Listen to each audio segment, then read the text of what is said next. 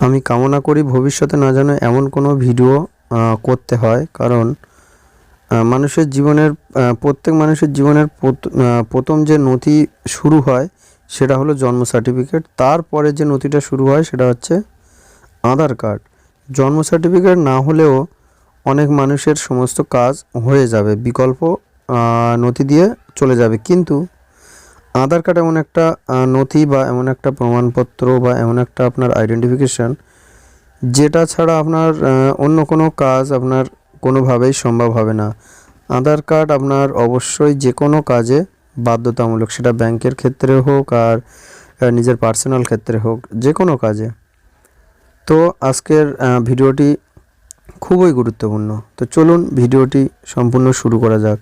তো আমি আজকের দেখাবো যে আধার কার্ড চালু আছে নাকি বন্ধ আছে, এবং যদি চালু না থাকে আপনি কি করবেন, এবং যদি বন্ধ থাকে তারপরেও আপনি কি করবেন।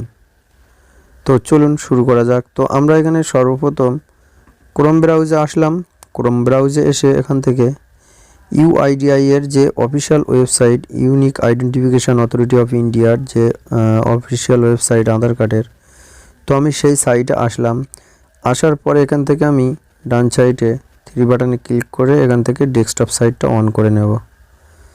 তারপরে এখান থেকে একটু পেজটা ডাউন চলছে, তো তারপর আমি এখান থেকে আমার ল্যাঙ্গুয়েজ সিলেক্ট করব। তারপরে নিচের দিকে একটু স্ক্রল ডাউন করে এখান থেকে আসব। আসার পরে এখান থেকে আমার যে কাজটি হচ্ছে সেটা হচ্ছে, আমি এখান থেকে যে চেক আধার আপডেট স্ট্যাটাস, এটার মধ্যেও ক্লিক করলে আমি যেটা চাই, মানে ভ্যালিডিটি আধার কার্ড চালু আছে নাকি বন্ধ আছে, আমি সেই অপশানটা পেয়ে যাব। চলো ওয়েবসাইটে সেখানে স্ক্রল ডাউন করে লগ ইন থেকে এখান থেকে একটু স্ক্রল ডাউন করে নিচে আসতে হবে। নিচে আসার পরে এখান থেকে এই যে চেক আধার ভ্যালিডিটি, এখানে আমি ক্লিক করে দেব। এখানে ক্লিক করার পরে একটু পেজটা লোডিং হচ্ছে। তারপরে এখান থেকে আমাদের যে কাজটি করতে হবে সেটা হচ্ছে, এখান থেকে আমাদের প্রথমে আধার নম্বরটি বসিয়ে দিতে হবে। তো আমার আধার নম্বরটি কপি করা আছে, আমি এখানে পেস্ট করে দেব। এবার এখান থেকে ক্যাপচার কোডটি আমি এখান থেকে সেম উপরে যা আছে নিচে তাই বসিয়ে দেব। তো প্রসিডে ক্লিক করার সঙ্গে সঙ্গে আমাদের কাছে এখান থেকে একটা অপশান চলে এলো। অপশানটিতে দেখুন এখানে কি লেখা আছে যে আধার নাম্বার এত এত has been cancel under regulation 27 of the Aadhaar enrolment and update regulation 2016 verification, Aadhaar verification complete. তো এখানে দেখুন যে এই যে আধার কার্ডটা আছে, অলরেডি এই আধার কার্ডটা বন্ধ করে দেওয়া হয়েছে। এই আধার কার্ডটা দিয়ে আর কোনো কাজই হবে না।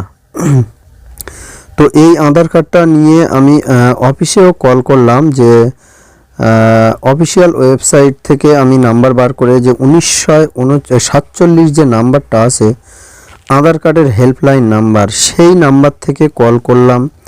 সেই নাম্বার থেকে কল করার পরে অফিসিয়াল যে কর্মকর্তারা আছে তাদের সাথে কথা বলে যেটা জানতে পারলাম সেটা হচ্ছে যে তানারাও কোনো সুনিশ্চিতভাবে কোনো মানে একটা উপায় বার করতে পারছেন না যে এই যে ব্যক্তিটা আছে কোনোভাবে আধার কার্ডটা পুনরায় চালু করে দেওয়া বা পুনরায় নতুন একটা আধার কার্ড তৈরি করার, এরকম কোনো ইনফরমেশন দিতে পারছে না স্বয়ং অফিস থেকে। তা এ থেকে বোঝা যাচ্ছে যে এই আধার কার্ড একবার বাতিল হয়ে গেলে অনেকটা মুশকিলের মধ্যে পড়ে যাবে। তো সরকারিভাবে যতদিন না পর্যন্ত তারা নিজেরাই আধার কার্ডটা যদি চালু করে দেয় তাহলে চালু হবে না। তো এই ব্যক্তির আধার কার্ড আপাতত এখনো পর্যন্ত এরকম বন্ধ হয়ে যাবে, আধার কার্ড চালু করার কোনো উপায় বার করা হয়নি এখনো পর্যন্ত।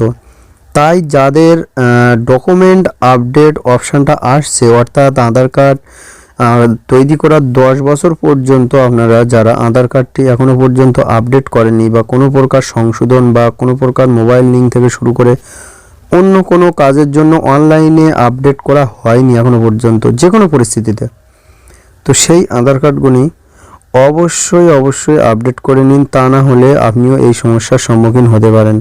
কারণ এই যে ব্যক্তিটার আধার কার্ড, এই ব্যক্তিটি আধার কার্ডটা নিয়ে আমার কাছে যখন এলো, তিনি বললেন যে এই আধার কার্ড দিয়ে যেখানেই যাচ্ছে সেখানে কোনো কাজ হচ্ছে না।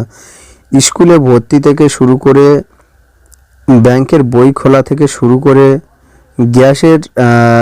গ্যাস নেওয়া থেকে শুরু করে, স্বাস্থ্যসাথী কার্ডের জন্য যে অ্যাপ্লিকেশন থেকে শুরু করে, রেশনের মাল দেওয়া থেকে শুরু করে, এই আধার কার্ড দিয়ে আর কোনো কাজই হচ্ছে না।